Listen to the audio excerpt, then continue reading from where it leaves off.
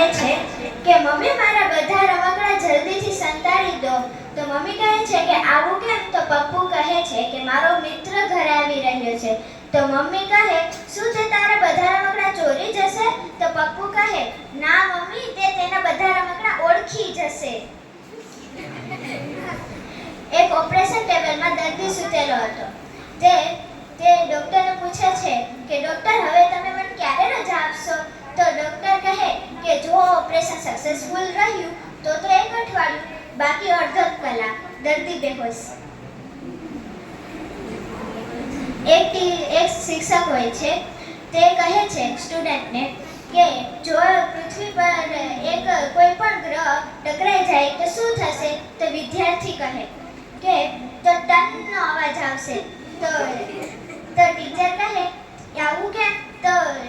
તો વિદ્યાર્થી કહે કારણ કે યે દુનિયા પિત્તલડી. પછી એક શિક્ષિકા હોય છે, તે સ્ટુડન્ટને કહે છે કે હું ભૂતકાળ, ભવિષ્યકાળ અને વર્તમાન કાળના એક ઉદાહરણ આપું છું. તમે પણ પછી એક ઉદાહરણ આપજો. હું સુંદર હતી, છું અને રહીશ. તો વિદ્યાર્થી કહે તમારો વહેમ હતો, છે અને રહેશે.